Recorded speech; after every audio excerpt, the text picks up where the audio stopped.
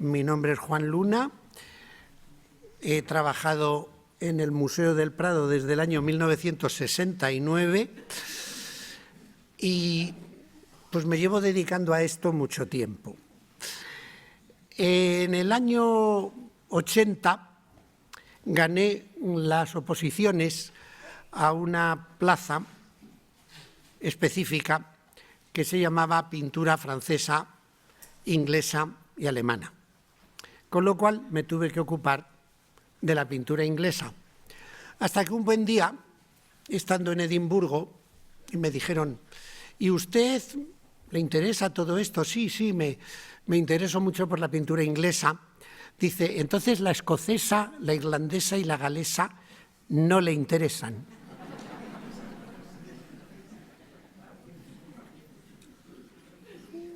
Hattie, tú que eres británica. Y desde ese día dije, hay que corregirlo y poner pintura británica, porque es cierto, es pintura británica. Y así es la colección del Museo del Prado. Es una colección de pintura británica porque tiene un poco de todo. Pero también hay que aclarar que la pintura británica no está bien representada en las colecciones españolas. Tampoco es una escuela que haya salido mucho de las islas. Hoy en día sí, pero las grandes colecciones de pintura británica donde se conservan, pues son en Gran Bretaña, muchas en museos, otras en las magníficas country houses, las espléndidas casas de campo que hay pues en los territorios que he dicho, en Inglaterra, Escocia, Irlanda y Gales.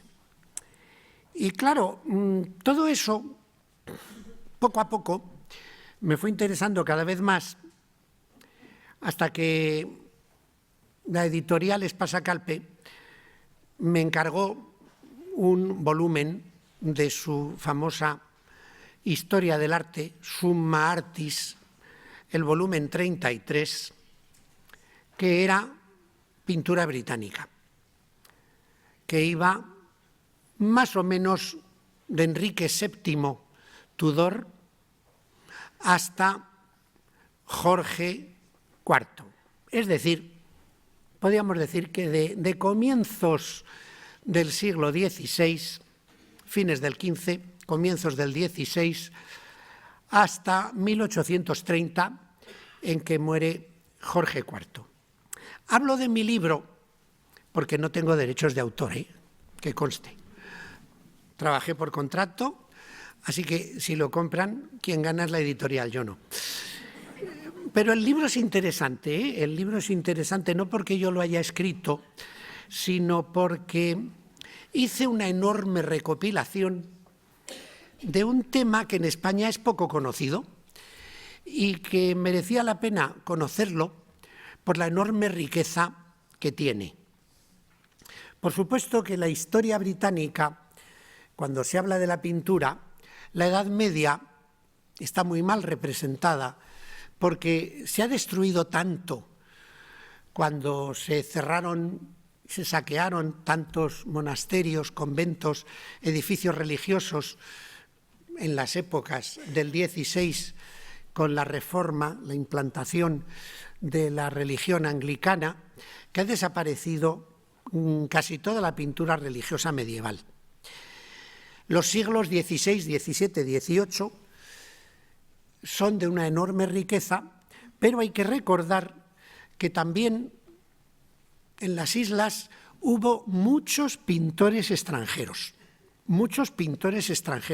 Hoy traigo alguno, pero de los grandes maestros, pues como por ejemplo Van Dyck o Rubens, trabajaron para la corte, pero es que hay muchos más, algunos tan interesantes como Peter Lely, infinidad de ellos. Y luego, después de la muerte de Jorge IV, le sucede un corto reinado de su hermano Guillermo IV, que muere en 1837 y comienza el larguísimo reinado de Victoria. Eso es un campo aparte. No he querido traer pintura victoriana, que tenemos en el Prado, porque eso lo dejo para más adelante, para poderlo ver en otra ocasión. No es que tampoco haya mucha. Aquí en el Prado, pues, hace años hicimos 2 exposiciones, que fui el comisario, una que era del siglo XVIII británico y otra del XIX. La primera la inauguró Su Majestad la Reina Isabel II con el Duque de Edimburgo y la inauguraron en 1988. Y luego hubo otra que la inauguró el Príncipe Eduardo. Con esas 2 exposiciones se cubrió ese hueco que tenemos, porque la colección del Prado no es muy grande. Las colecciones españolas no son, como digo, muy ricas en pintura inglesa, en pintura británica, perdón. Hay una colección privada que sí es importante, cuyo patriarca, que murió hace bastantes años, del que fui amigo, pues me la enseñó íntegra, la estudié y es importante. Otra existe en el Museo Thyssen, que es de reciente llegada, porque el Thyssen se abrió en el año 92. Y aunque luego la colección de Carmen Thyssen perdió una pieza muy importante de pintura británica, de Constable, sigue teniendo interés.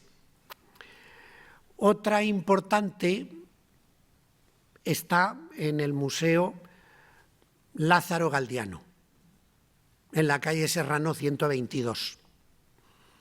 Ahí hay pintura británica interesante.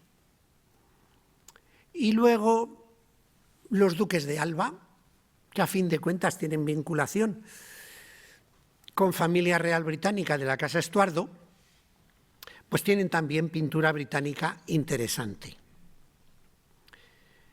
En esas 2 exposiciones que hicimos en el Prado, yo hice unos artículos un poquito densos, un poquito largos, tal vez me pasé, hablando de toda la pintura británica que se puede ver en España. Mucha también del XIX. Ya no llegué al 20, el 20 es otro campo. Y también hay que recordar que algunas grandes familias españolas tienen pintura británica porque les viene por herencia. Hay una familia que tiene una colección soberbia de un pintor británico que trabajó mucho en Estados Unidos del siglo XVIII, Gilbert Stuart, que fue el gran retratista de George Washington,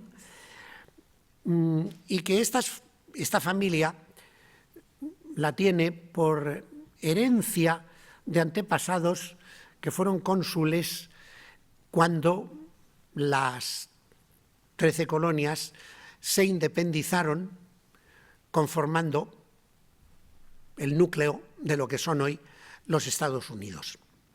Con lo cual, puede decirse que pintura británica hay, que a veces aparecen piezas en algunas subastas, en Madrid y en Barcelona.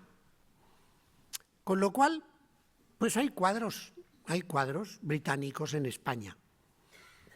Un día sería interesante hacer una recopilación, pero habría que hacer una especie de tesis doctoral, porque merece la pena. Entonces nos vamos a centrar en el Prado. Pero la colección del Prado no es muy grande porque tradicionalmente no ha tenido pintura británica. Sobre todo cuando creció fue cuando el patronato tomó la decisión de formar un núcleo de pintura británica por medio de compras muy atinadas y algunas donaciones. Pero echamos en falta los grandes lienzos de los maestros, sobre todo maravillosos, del siglo XVIII. Digo los grandes lienzos, tenemos algunas piezas, como verán. Se echan en falta muchos autores, autores interesantes. Se echan en falta retratos de monarcas, de los que los grandes maestros hicieron auténticas joyas. En fin, que esta conferencia mía pues va a tratar de un mundo que no es excesivamente opulento, que bastante se ha conseguido para tener una representación. Incluso yo, en mi modestia, en mis años de trabajo, conseguí que entrase alguna pintura. Pero ya digo que ni tuve los medios, ni tuve la suerte de conseguir piezas importantes. Así que hablaré de ello. La primera que tenemos es una pintura que la he traído, es de un maestro llamado John de Crits. Antes se llamaba, se atribuía a un pintor flamenco, Paulus van Sommer, pero luego estudiando, pues conseguí identificar el autor, que fue retratista de Jacobo I, al que tenemos aquí representado. Jacobo I es el primer monarca que instala en el trono inglés a la casa de Estuardo. Jacobo I era hijo de María Estuardo y de Lord Darnley, fue rey escocés, nació en el año 1566, fue coronado al año siguiente, cuando abdica su madre, en el 67, como rey de Escocia.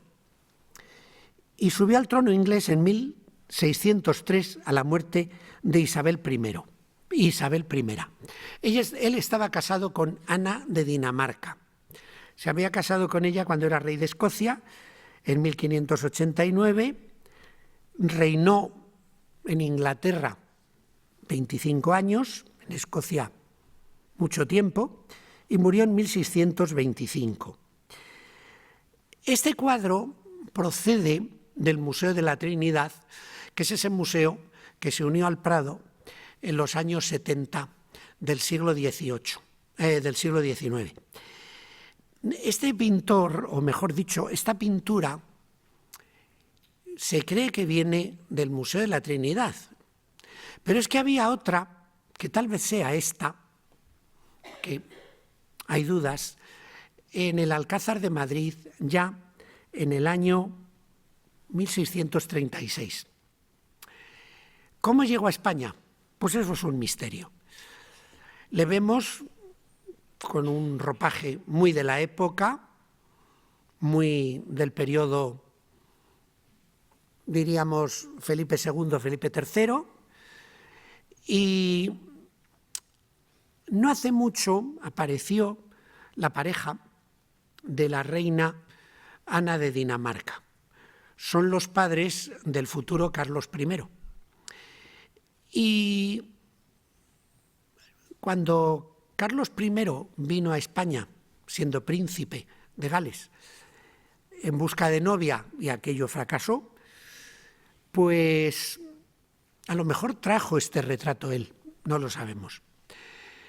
Tal vez pudo venir de la colección privada de la gobernadora de Flandes, la hija de Felipe II, esposa de Alberto de Austria, Isabel Clara Eugenia, que al parecer tuvo un retrato de Ana de Dinamarca. No lo sabemos. John de Crits es en realidad un pintor que no es británico, pero llegó a la isla siendo muy pequeño, nació en 1551-52, murió en 1642, y como ven, su estilo mira más al pasado que al futuro.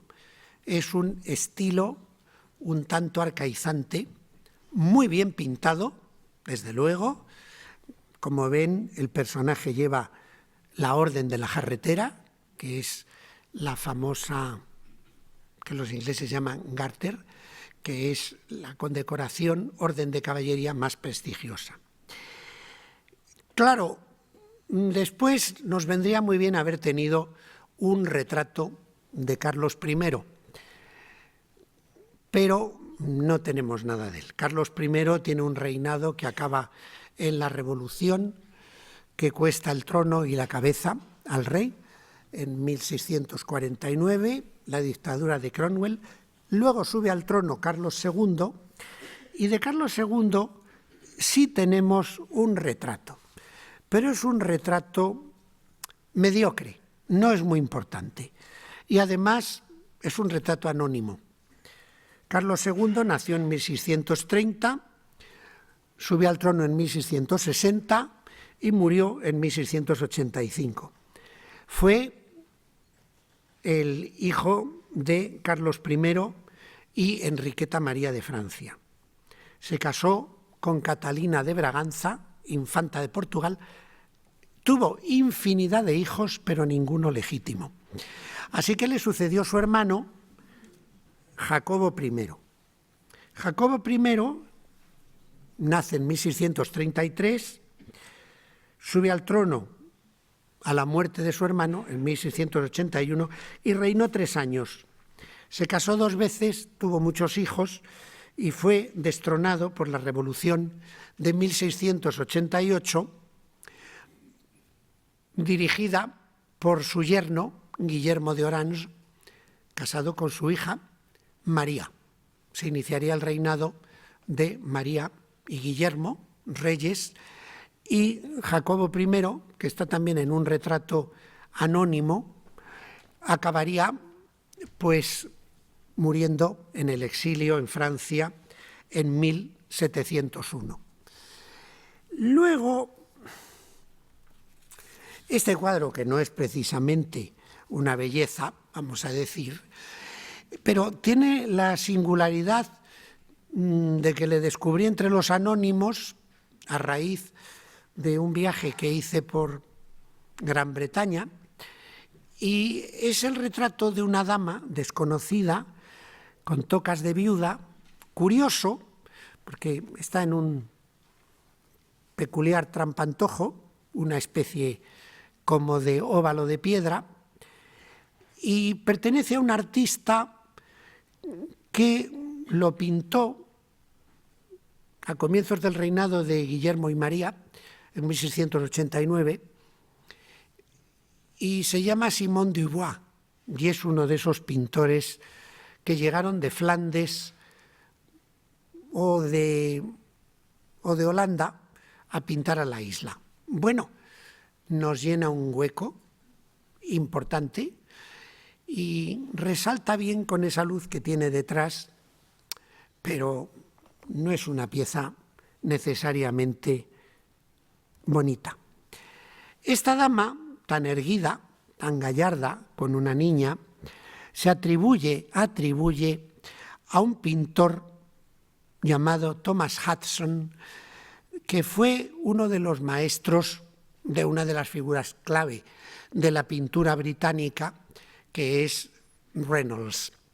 Pero también es una atribución, es una pieza curiosa, tal vez de un seguidor, pero claro, no teniendo mucho, tenemos que sacar cosas atribuidas o cosas anónimas, porque si no reduciríamos mucho el panorama británico. En cambio, sí es importante el autor del que hablamos ahora, Sir Joshua Reynolds. Sir Joshua Reynolds es uno de los pintores más importantes de Gran Bretaña y de Europa en el siglo XVIII. Este no es uno de sus cuadros más importantes. Este es el retrato de un eclesiástico. Se compró en 1943 al Marqués de San Miguel. es penetrante, es severo, es más bien de primera época, porque Reynolds nace en 1723, muere en 1792 y es figura cumbre. Es el primer presidente de la Royal Academy, es el gran teórico de la pintura, es un artista que dominaba el color, el dibujo, todo. Era muy severo y, cosa curiosa para nosotros los españoles, cuando Menorca era posesión británica, él estuvo 6 meses pintando en Menorca a la guarnición británica. Eso sí, no he encontrado, aunque he recorrido Menorca de punta a punta, no he encontrado una huella de Reynolds. Y lo siento, porque haber encontrado un retrato de esa época, cuando iba camino de Italia, hubiera sido importante. Es un pintor cuyas teorías merecen una conferencia única para hablar de él. Y luego, otra obra, también del mismo autor, un poquito más tardía, del 65-66, es el retrato de James Bourdieu, un importante personaje. El retrato empieza a ser ya de calidad, tiene el gran cortinaje detrás, tiene el concepto del retrato monumental, severo. Pintó muchos retratos de este tipo, de esta categoría, y este retrato fue donado al museo por el anticuario Bertrand Neuhaus de Nueva York en 1954.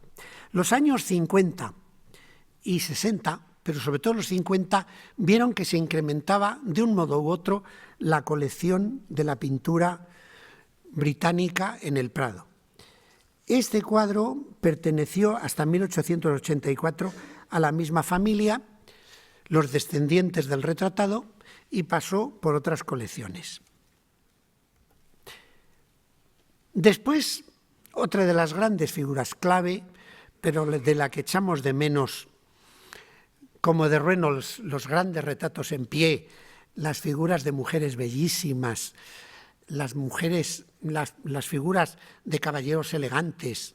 Bien, fue un pintor excepcional, un gran oponente de Reynolds, pero los dos se respetaban.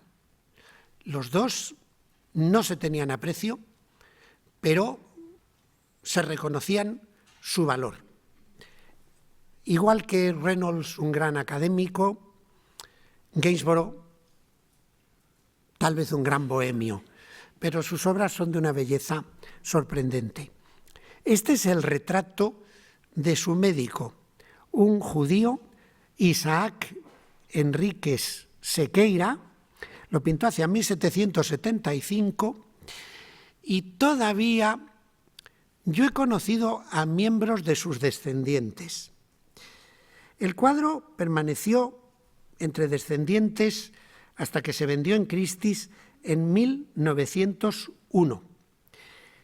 Y este cuadro también fue regalado por Bertrand Neuhaus en 1953.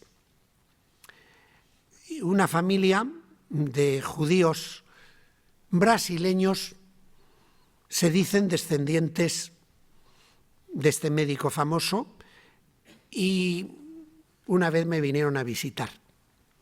Y luego hay otro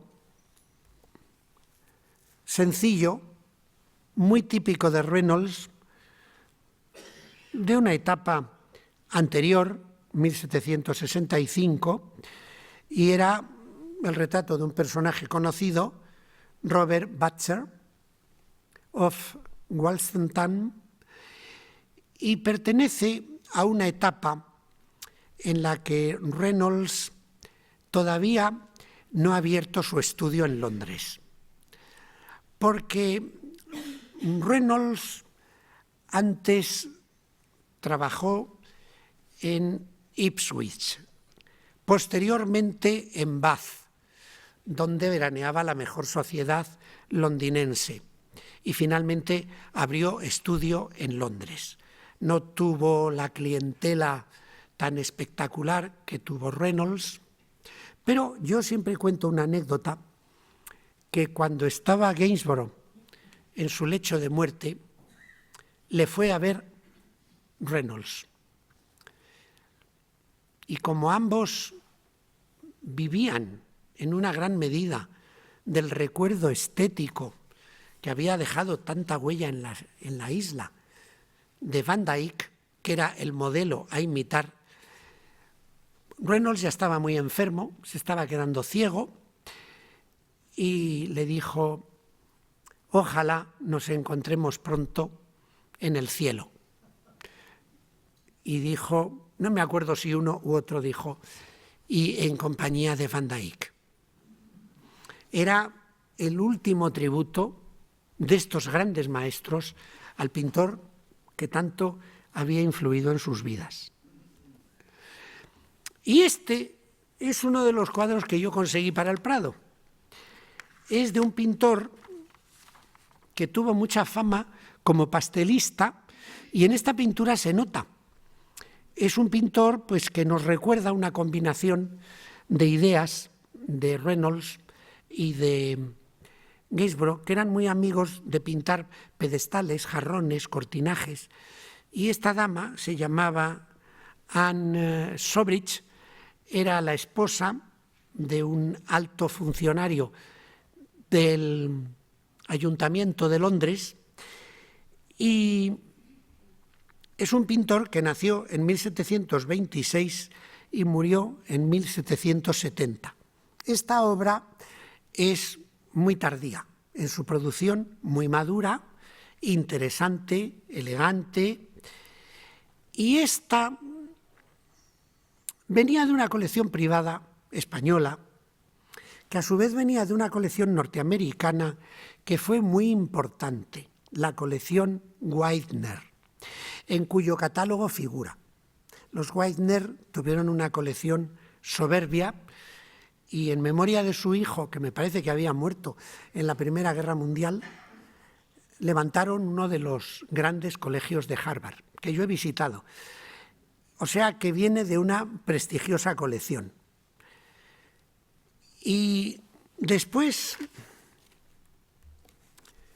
tenemos un cuadro de George Romney, pero que a mí, francamente, no me gusta mucho. Romney tiene cuadros mucho más bellos, tanto de caballeros como de damas. Esta es la efigie de un desconocido, legado por don José Brunetti y Gayoso de los Cobos, duque de Arcos, en 1935. Es un retrato, bueno, no muy agradable. Romney nace en 1734 y muere en 1802. Romney era, como en la corte de Londres, el tercer pintor después de Gainsborough y después de Reynolds. Pero este hombre, Romney, tuvo una vida complicada, difícil. Le gustaban mucho las mujeres, menos la suya, a la que abandonó.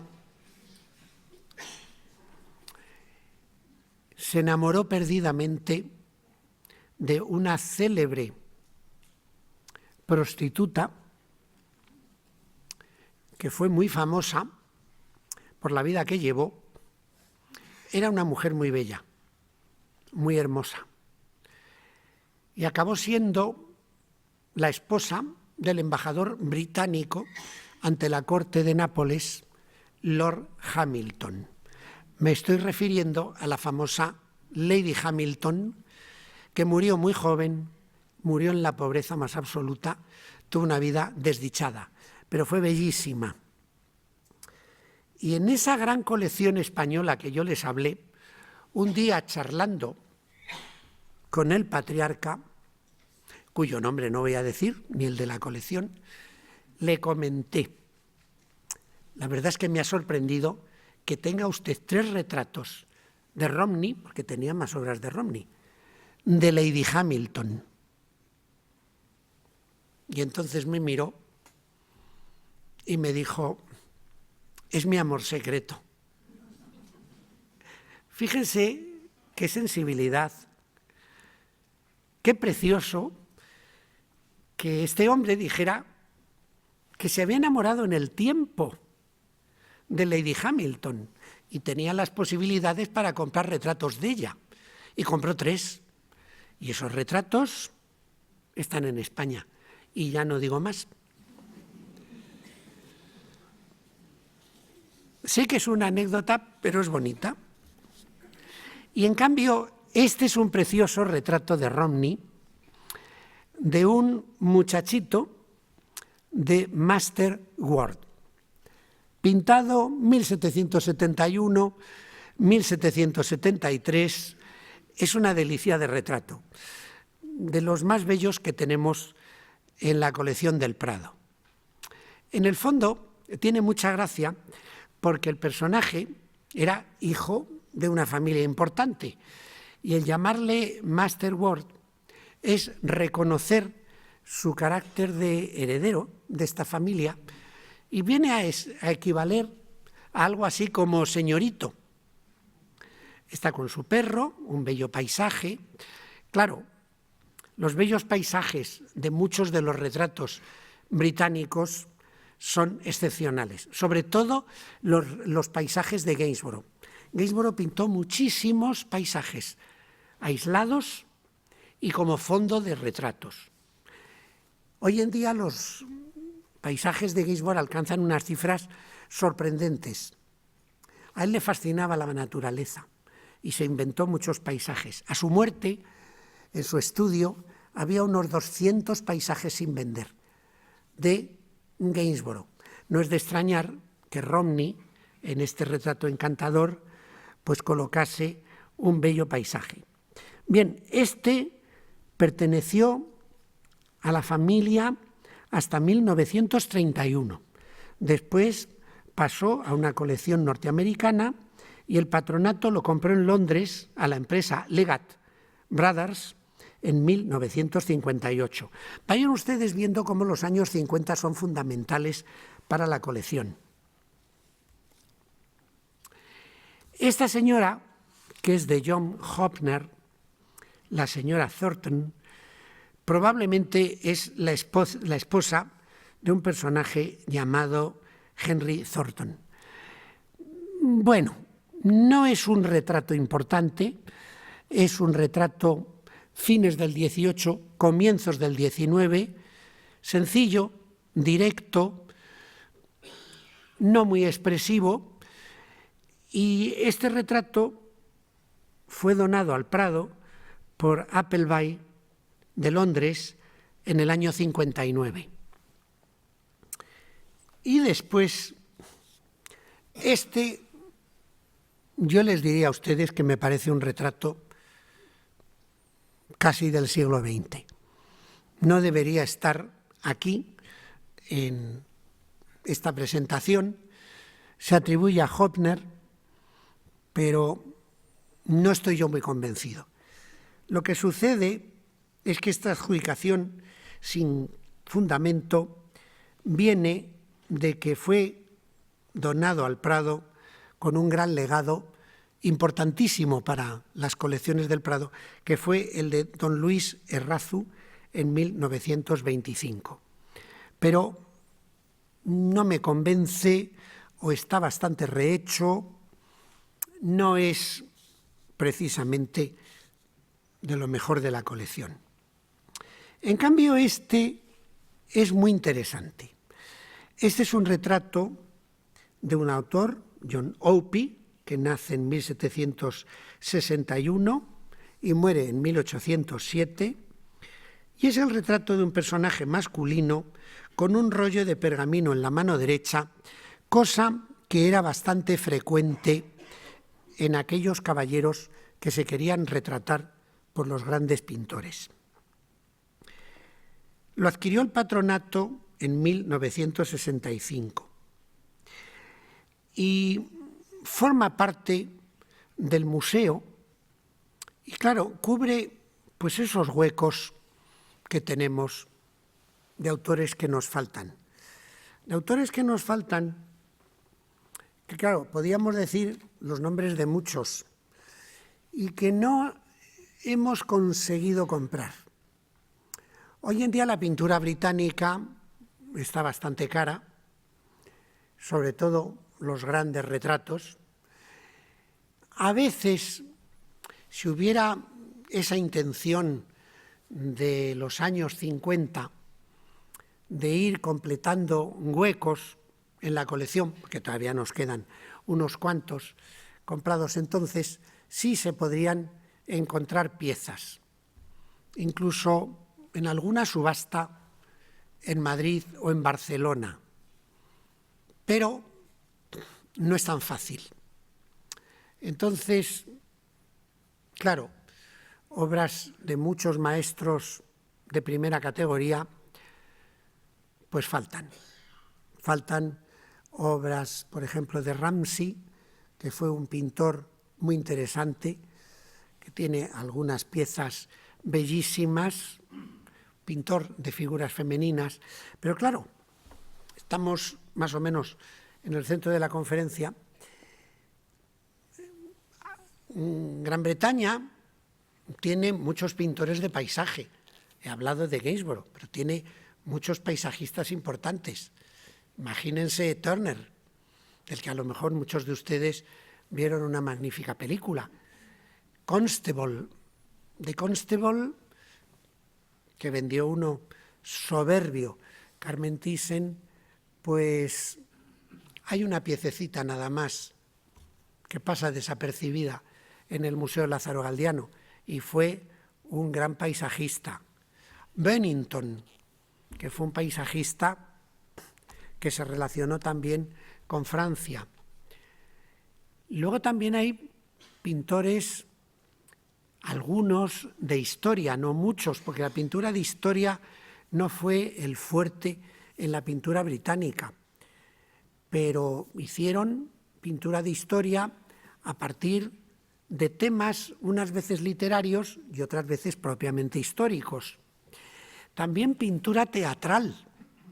El teatro que es una de las maravillas de la cultura británica, pues dio lugar a muchísimos cuadros con temas teatrales.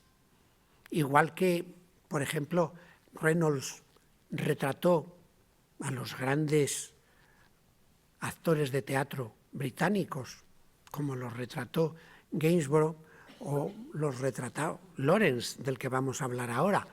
Claro, pintura de teatro, pintura de paisaje, pintura de bodegón, que también la hay interesante, algo, no mucho, de pintura religiosa. Claro, también los británicos sufrieron a lo largo del XVIII una gran competencia de pintores extranjeros que iban a la isla. Y luego, claro, no tenemos pintura del gran Hogarth, del gran pintor crítico de la escuela británica. Hogarth es un genio. Yo una vez propuse un cuadro de Hogarth que salía en venta, pero era poco representativo y me lo tiraron abajo. En fin, seguiremos intentándolo.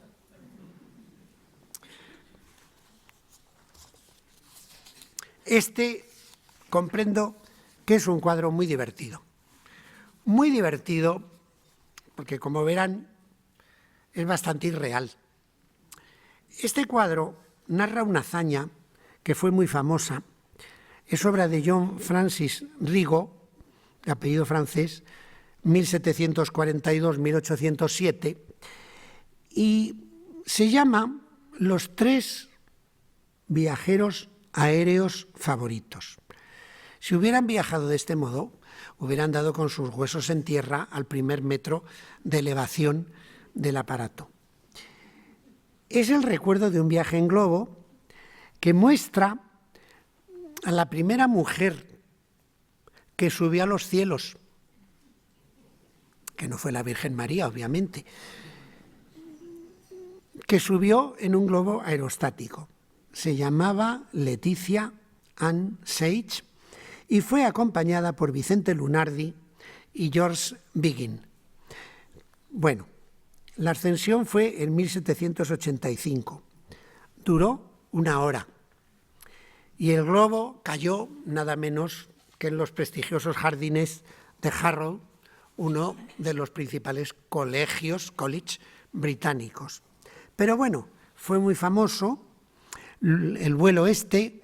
Lunardi hizo en Madrid una ascensión en 1793 y se hicieron varios cuadros como este, porque se popularizó muchísimo. Y el cuadro entró al Museo del Prado por el legado de la duquesa de Pastrana en 1886, que fue un legado muy importante, con muchas obras de Rubens, y entre las piezas pues apareció esta, que tiene su gracia y que completa. Luego llegamos a una pintura que esta he de reconocer que yo la conseguí entera y verdadera. Es un cuadro de un pintor de Bristol llamado Nicholas Pocock, que fue esencialmente pintor de marinas. Pintor de marinas y muy reputado en su tiempo. Gran Bretaña, espléndida isla, con unas flotas militares y comerciales que le dieron el control del mundo hasta fecha reciente.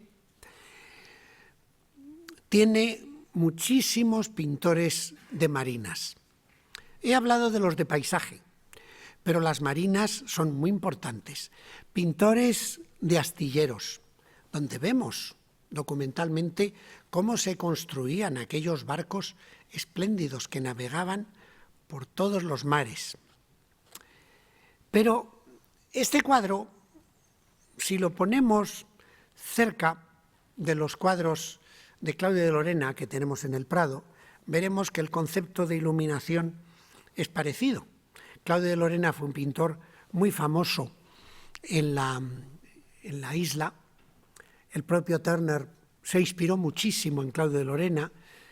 También hubo pintores de paisaje venecianos, como fue el propio Canaletto, que llevaron las luces del sur a Gran Bretaña.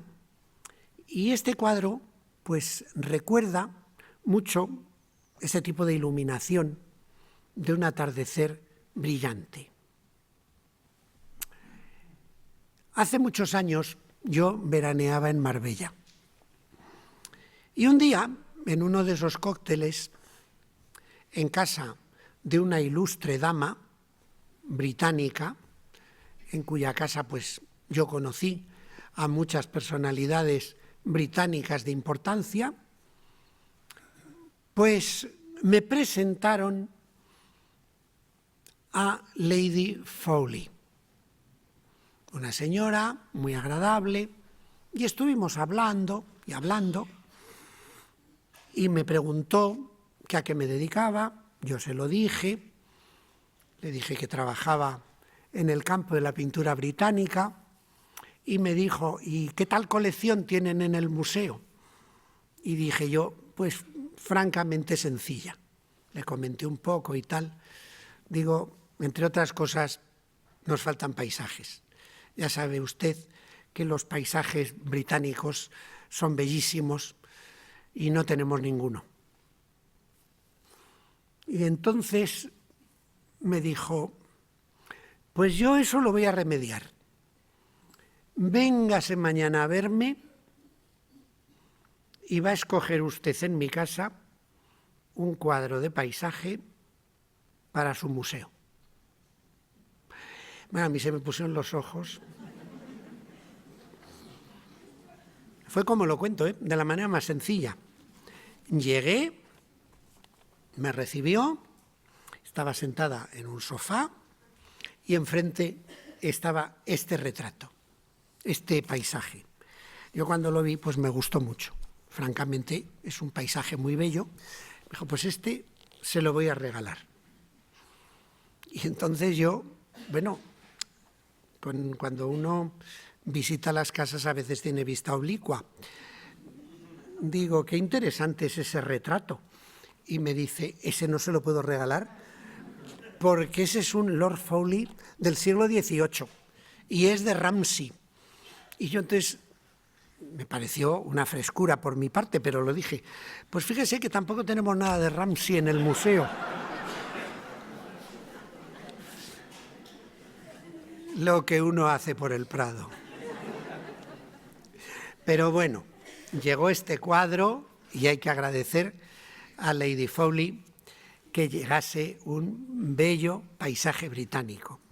Este le hemos mandado muchas veces como felicitación navideña de la Fundación Hispano-Británica, a la que me honro pertenecer, y alguna otra persona que hay aquí delante también, y ha gustado mucho.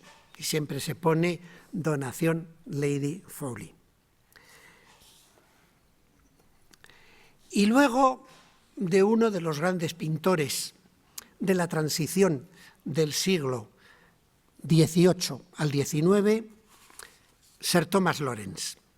Nace en 1769, muere en 1830 y está considerado el último de los grandes pintores británicos del XVIII, aunque muere en 1830. Prácticamente pinta a toda la familia real, Jorge III y su hijo, el regente, Jorge IV, de quien fue un gran amigo. Pintó a muchas personalidades nacionales e internacionales. Fue el pintor de los triunfadores sobre Napoleón. Tiene unos cuadros espléndidos. Viajó por toda Europa retratando a quienes habían sido los vencedores de Napoleón. Incluso el propio Papa Pío VII está retratado. Y entre las muchísimas obras de Lawrence está el gran salón de Waterloo en el castillo de Windsor. Es una joya y los retratos de Lawrence son espectaculares. Reyes, príncipes, generales. Lawrence fue uno de los grandes artistas de su tiempo. Este es John Fane, 10º conde de Westmoreland, que fue un hombre que vivió mucho más que el pintor, de 1759 a 1841. Lleva el atuendo característico de los lores, está de cuerpo entero, fue político, fue ministro del gobierno británico, virrey de Irlanda, y este lo compró el patronato a la firma Marshall Spink en Londres en 1959. Es un retrato de la época de las campañas napoleónicas, es de 1806. El siguiente es tal vez el retrato más bello y más encantador que tenemos en el Prado, de este pintor. Es Miss Martha Carr, pintada hacia 1789, una mujer bella, un retrato exquisito de una etapa primera en la producción de Lawrence, cuando todavía no se había industrializado. Este se compró por el patronato a Appleby Brothers en 1959 y fue uno de los grandes aciertos. Tanto la belleza de la dama, los fondos, la moda, nos hablan de Lawrence en uno de sus momentos más brillantes.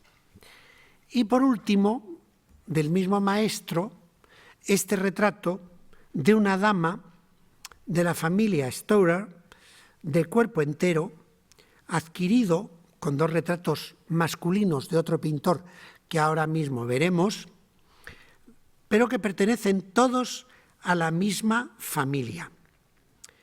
Y se compraron en Madrid en 1959. Ya digo que los 50 fueron francamente fecundos para la compra de obras británicas para el Prado. Sir Martin Archersey, que nació en Dublín, irlandés, en 1769 y murió en Brighton en 1850, tiene unos retratos soberbios. Soberbios en el sentido de retrato monumental, al modo de Lawrence, pero con estilo propio. Y yo me acuerdo que un día, bueno, aquí he cometido un error, vamos a ver. He cometido un error. Este es el que quería poner, luego retrocedo. Sir Martin Archersey, en un retrato del señor Storer, de esa gran familia, pintado hacia 1815, yo creo que bajo el influjo de Lawrence, aunque tiene todos un grupo de detalles soberbio, y recuerdo una conversación charlando con el director del Prado, me parece que ya no lo era, don Javier de Salas, que fue profesor mío y miembro del tribunal que juzgó mi tesis, etc., y me dijo, oiga, los retratos de sí son mucho mejor de lo que pensamos, ¿eh? Digo, sí, estoy de acuerdo. Son unos retratos francamente espléndidos. Son de una familia que no sabemos cómo se llaman realmente. Este señor se llamaba Anthony Gilbert Storer. Los cuadros estaban en España, pues no sabemos más. Y este es otro miembro también de la familia, también pintado hacia 1805, y que nos recuerda el espíritu del gran Lawrence, pero son retratos elegantes, monumentales. Yo diría que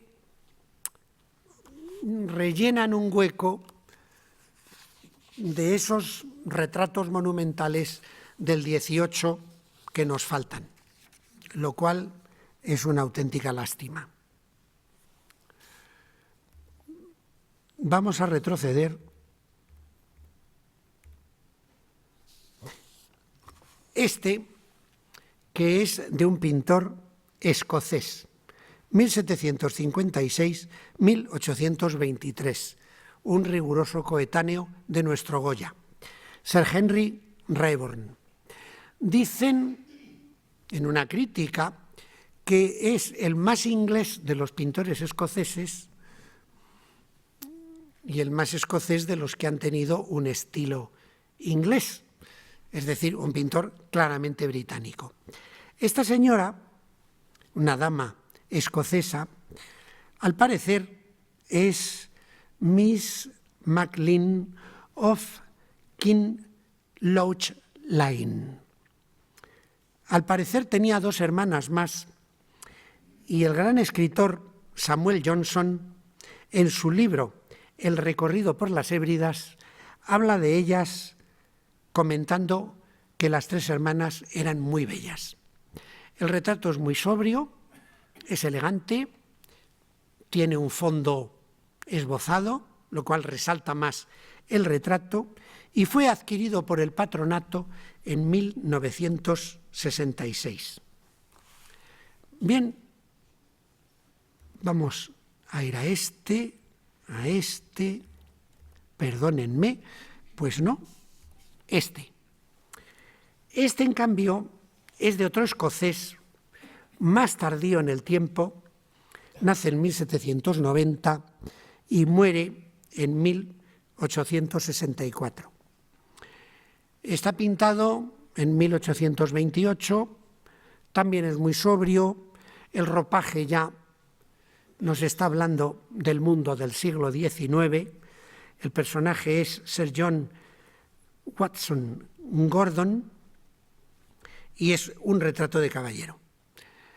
Sir John Watson Gordon fue el pintor escocés más estimado por el mundo británico después de la muerte de Raeburn. Y este cuadro fue donado por una persona que trabajaba en el Prado, don Manuel de Arpe Retamino, restaurador jefe del museo, que regaló otras pinturas británicas, pero ya de un 19 un poquito más avanzado. Un retrato solemne, un retrato severo, que nos abre ya el camino a lo que es el mundo casi victoriano. Muchos personajes de la era victoriana van vestidos como este hombre. Estamos en las puertas del romanticismo. Y luego voy a retroceder otro poco aquí. Bueno, este cuadro es un pequeño misterio. Este cuadro, pues, entró en el Museo del Prado con una donación, la donación del conde de Vilches, don Gonzalo de Vilches, primer conde, y al parecer es su retrato.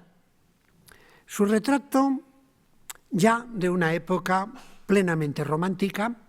Observen las enormes patillas, el pelo, ya la camisa abierta, con un aire de un tanto bohemio.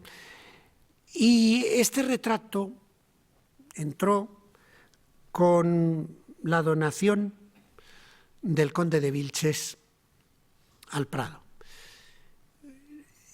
Está atribuido a un pintor también escocés, John Phillips, que nace en 1817 y muere en 1867, pero después de hablar con investigadores británicos, no están de acuerdo en darle la atribución a Phillips.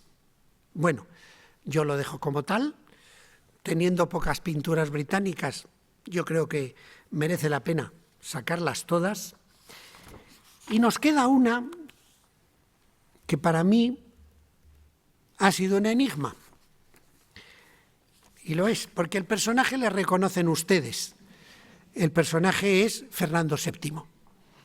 Fernando VII, que aparece retratado con el toisón de oro, aparece con la banda de Carlos III, una corona española detrás de él, un fondo de paisaje bastante sencillo, con la mano sobre mapa, vestido con uniforme de guardias, y está retratado en torno a 1814, que es el año en que Napoleón le libera de su prisión en Valençay y viene a recomenzar su reinado, que durará hasta 1833. Es un anónimo. ¿Quién le pintó?